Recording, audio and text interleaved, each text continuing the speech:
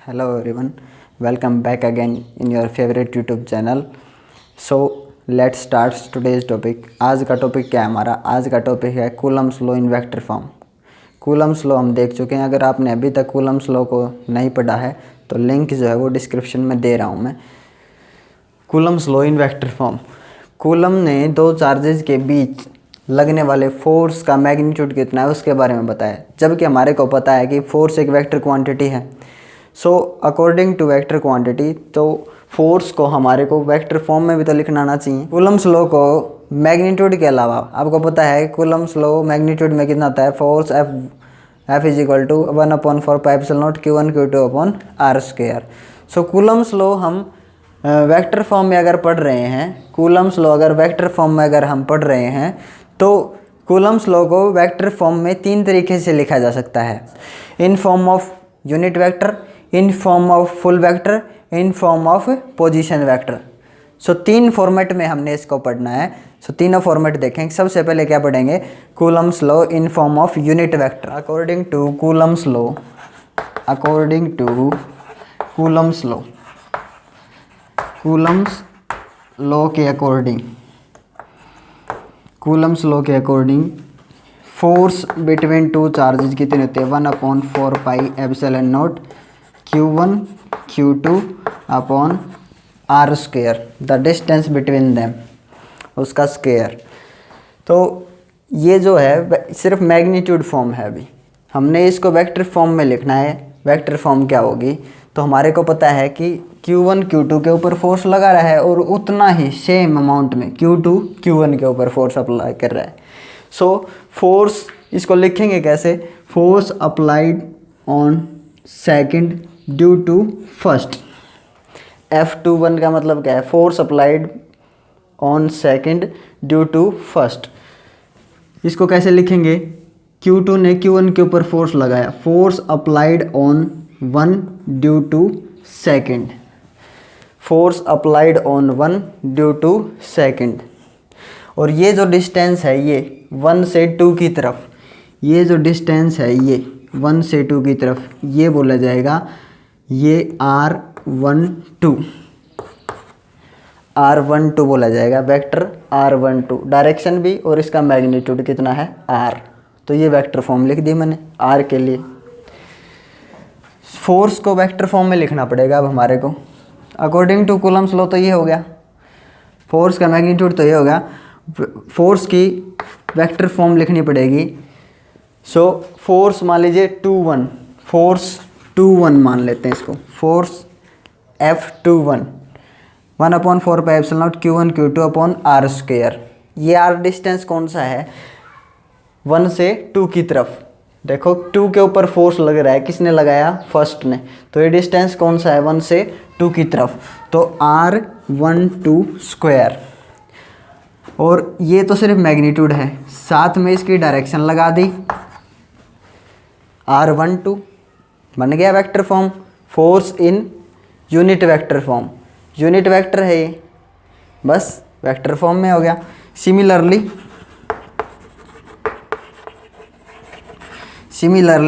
F12 is equal to 1/4πε0 Q1 Q2 upon r²।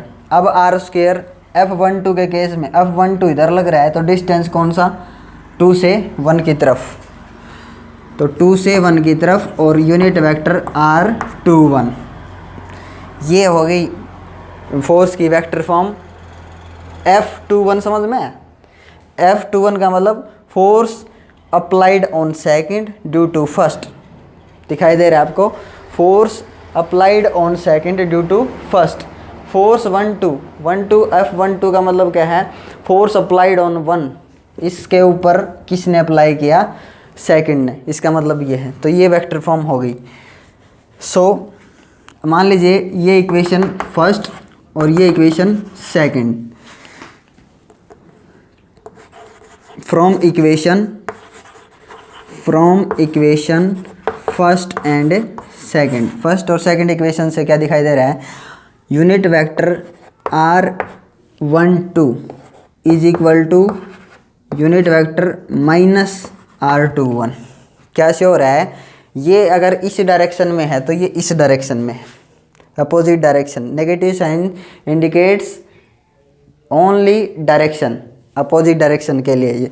सो इसको देख करके हम क्या लिख सकते हैं, so force F21 is equal to minus force F12,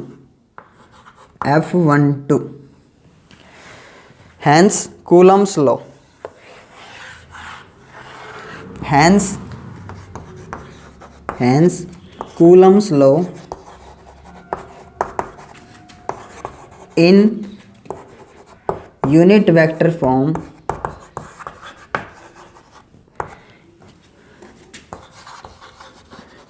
obeys Newton's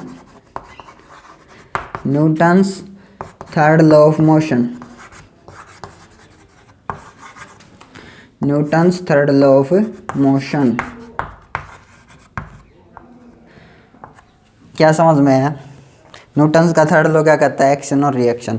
so F21 उससे अपोजिट डायरेक्शन किसकी है, F12 की। F21 उधर लग रहा है, F12 इधर लग रहा है। लाइक चार्जेस हैं एक दूसरे को क्या करते हैं, रिपेल करते हैं। अब करते हैं Coulomb's law in form of full vector, full vector form में करेंगे इसको।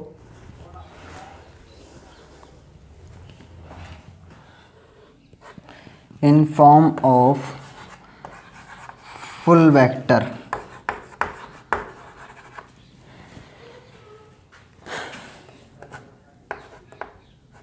फुल वेक्टर फॉर्म क्या है इसकी, अभी हमने क्या देखा है, अभी हमने यूनिट वेक्टर फॉर्म देखा है।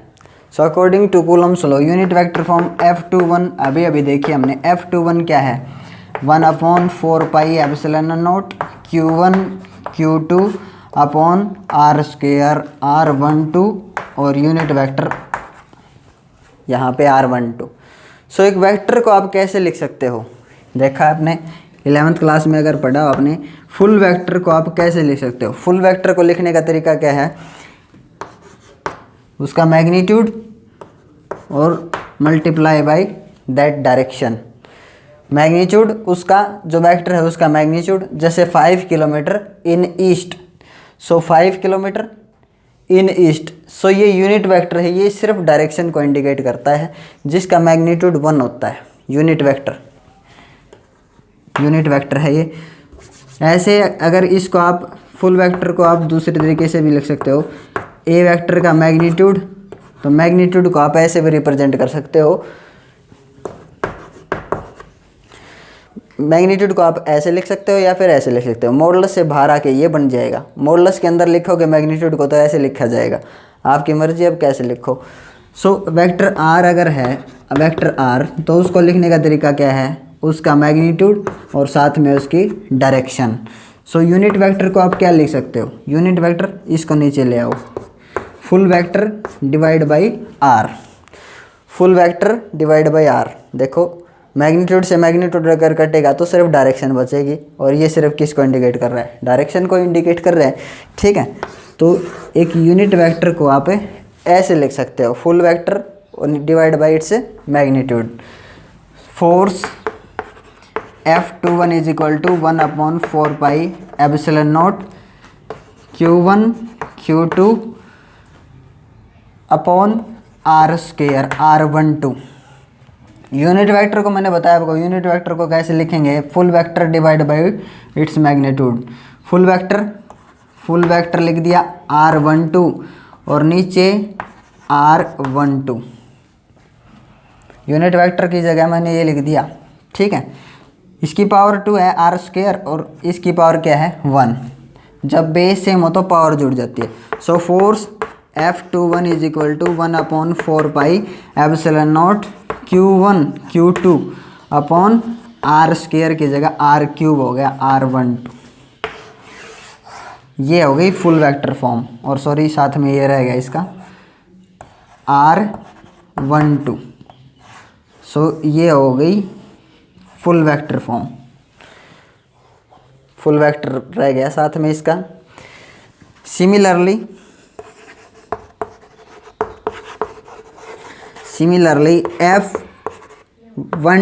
F12 क्या आया था 1/4 epsilon naught Q1 Q2 upon R square. R square कौन सा था R21 और यूनिट वेक्टर यहाँ पे R21, तो R21 को रिप्लेस कर सकते हो आप। Force 12 is equal to 1/4 epsilon naught Q1 Q2 upon full vector R21 और यहाँ पे क्यूब हो जाएगा R21 का।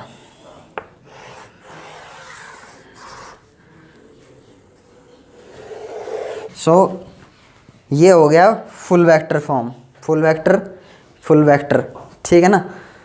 अब करते हैं इन form of position vector. Position vector की फॉर्म क्या है?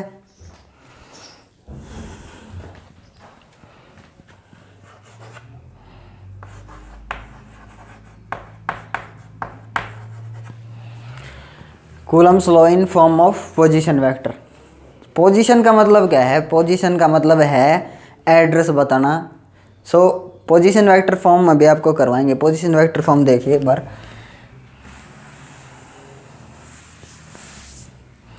मान लीजिए आपको ये एक पॉइंट है कहीं पे ए पॉइंट, अगर आपको इसका एड्रेस बताना है, पोजीशन मतलब एड्रेस, सो पोजीशन का मतलब मैंने आपको बता दिया। अब हमें इसका जो है एड्रेस बताना है।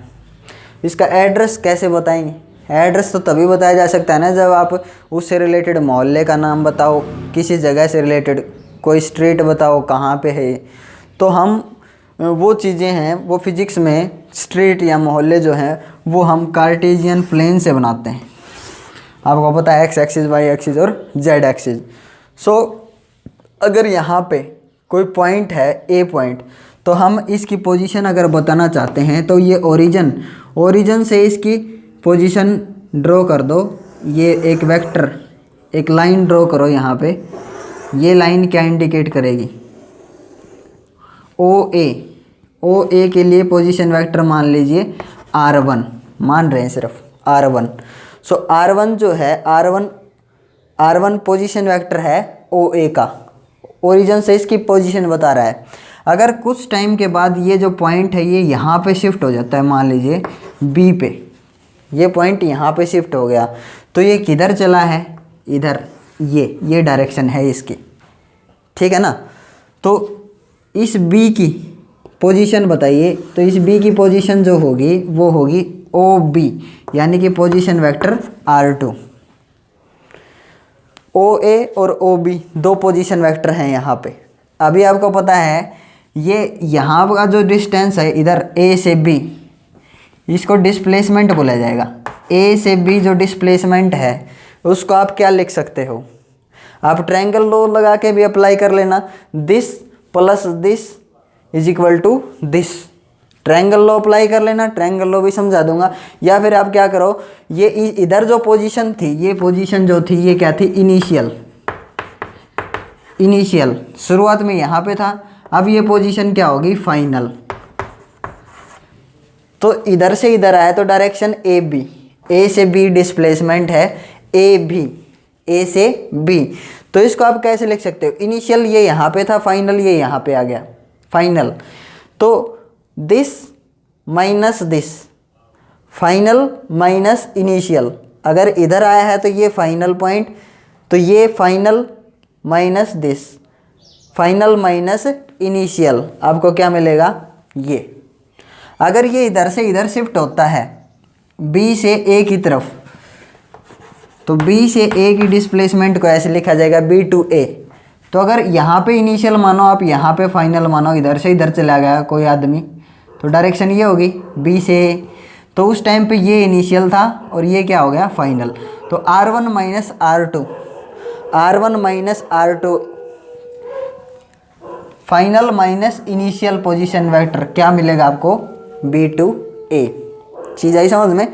सो AB को आप क्या लिख सकते हो? AB को आप लिख सकते हो, देखो A इनिशियल और B क्या है? फाइनल। तो final position vector minus initial position vector, final R2 minus R1 लिख दिया मैंने। ए बी को ऐसे लिख सकता हूँ मैं। बी ए को आप क्या लिख सकते हो, बी ए को आप लिख सकते हो ये फाइनल और ये इनिशियल, सो R1 माइनस R2। चीज़ आई ना समझ में। अगर यहाँ पे चार्जेज रख रखे हैं, मान लीजिए यहाँ पे एक चार्ज है Q1 पॉजिटिव और यहाँ पे एक चार्ज है दूसरा Q2 पॉजिटिव, ये एक दूसरे के ऊपर फोर्स लगा रहे होंगे। आपको पता है कैसा फोर्स होगा, रिपल्शन का। So force applied on second due to 1,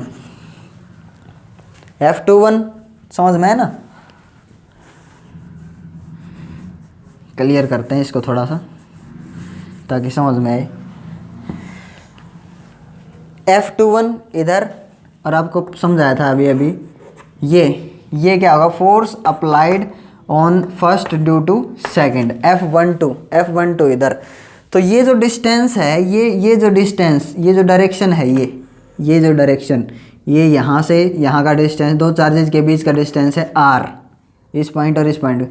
तो ये जो डिस्प्लेसमेंट है इसको क्या लिखा जाएगा, R12, 1 से 2 की तरफ, ये जो निशान लगा रखा है।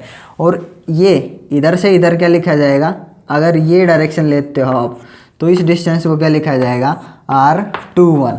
चीज़ आ रही है समझ में। सो ए बी को आप क्या लिख सकते हो, ए बी, सो इसको आप R12 लिख सकते हो, R12 को क्या लिखा जाएगा, फाइनल माइनस इनिशियल। दिखाई दे रहा है आपको, लास्ट वाला फाइनल और पहले वाला क्या है, इनिशियल। ऐसे ही यहाँ पे देखो आप, बी ए को क्या लिखा जाएगा, BA R21। सो R21 को कैसे लिखा जाएगा, in terms of position vector, position vector के टर्म में कैसे लिखा जाएगा। ये फाइनल लास्ट वाला जो डिजिट है, लास्ट वाला जो अपना अक्षर है R21, तो 1 यहाँ पे फाइनल है, तो फाइनल माइनस इनिशियल, 1 माइनस 2, यही तो कर रखा है। चीज़ है समझ में, आप ऐसे भी लिख सकते हो। सो अब लिखते हैं पोजीशन वेक्टर फॉर्म इसकी। पोजीशन वेक्टर कैसे लिखें इन फॉर्म ऑफ पोजीशन वेक्टर। तो मैंने आपको बताया जैसे अभी कि आप ए बी को आप क्या लिख सकते हो, ए बी को लिख सकते हो आप R12 और ये फाइनल और ये क्या है उस टाइम पे इनिशियल। शुरुआत में यहाँ था फिर यहाँ चला गया, तो ये फाइनल और ये क्या है, इनिशियल। तो R2 माइनस R1। बी ए को आप क्या लिख सकते हो, B A vector R21 is equal to final ये माइनस इनिशियल, ठीक है ना। अब ये फाइनल हो गया और ये क्या हो गया, इनिशियल। इस टाइम पे ये फाइनल और ये इनिशियल। सो ऐसे आप लिख सकते हो, ठीक है। अब देखो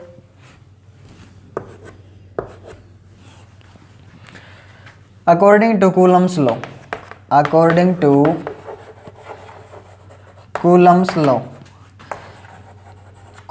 के अकॉर्डिंग, कूलम्स लॉ क्या कहता है, force between two charges 1/4 pi epsilon naught Q1 Q2 upon R²। अभी हमने इसकी फुल वेक्टर फॉर्म देखी है। फुल वेक्टर फॉर्म F21 ले लीजिए, F21 को कैसे लिखा था हमने, फुल वेक्टर यहाँ पे R12 और यहाँ पे नीचे उसका मैग्नीट्यूड R12 और यहाँ पे वो क्या बना देता है, स्क्वायर और पावर 1 क्या बना देता है, ये क्यूब। ये थी फुल वेक्टर फॉर्म। अभी इसी फॉर्म को हम कैसे लिख सकते हैं, पोजीशन वेक्टर की फॉर्म में। देखो R12, जहाँ जहाँ R12 है आप उसको कैसे लिख सकते हो, R2 minus R1। So F21 is equal to 1/4 pi epsilon naught Q1 Q2, ये क्या है R12। फुल वेक्टर फॉर्म में ही लिखना है यहाँ पे सिर्फ मैग्नीट्यूड फॉर्म ही होगी, यहाँ पे मैग्नीट्यूड फॉर्म ही होनी चाहिए। फुल वेक्टर देखो R12 को आप कह सकते हो R2 minus R1, R2 minus R1, बस लिख दिया। R12 का क्यूब मैग्नीट्यूड होना चाहिए सिर्फ, तो मैग्नीट्यूड में हम क्या लगा सकते हैं, modulus full vector R2 minus R1 और इसका क्या है क्यूब। देखो मॉडुलस से बाहर आके मैंने बताया था, मॉडुलस से बाहर आके ये सिर्फ क्या बनेगा, मैग्नीट्यूड ही रह जाता है। तो पावर क्यूब है तो मॉडुलस से बाहर आया फुल वेक्टर, तो सिर्फ क्या रह गया, मैग्नीट्यूड, मैग्नीट्यूड ही रह जाएगा अगर इससे आप बाहर निकालोगे तो। सो इनके मॉडुलस लगाओ दोनों साइड। मॉडुलस का मतलब फुल वेक्टर लिखने का मतलब क्या है, मॉडुलस के अंदर वो क्या है, मैग्नीट्यूड ओनली, ठीक है ना। आई चीज समझ में।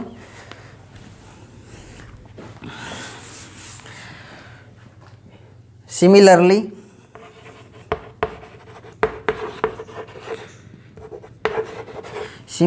आप F12 भी निकाल सकते हो, F12 in terms of in form of position vector.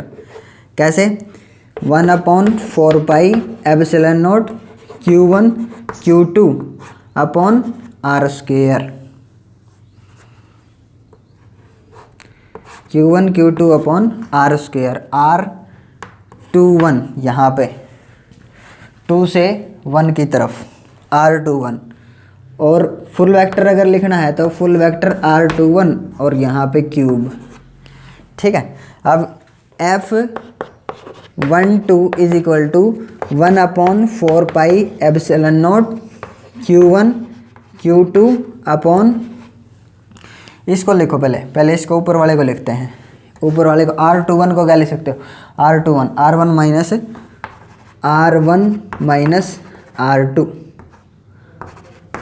Minus R2 लिख दिया। नीचे वाले को मैग्नीट्यूड में तो ऐसे लिखा जाएगा, मॉडुलस के अंदर full vector R1 minus R2 और क्या है उसकी पावर 3। सो ये है पोजीशन वेक्टर फॉर्म, ठीक है, in form of position vector. ये है पोजीशन वेक्टर फॉर्म किसकी, कूलम्स लॉ की। सो कूलम लॉ को हमने तीनों फॉर्मेट में देख लिया, Coulomb's law in form of unit vector, Coulomb's law in form of full vector, Coulomb's law in form of position vector, तीनों फॉर्मेट में हमने पढ़ लिया। So thanks.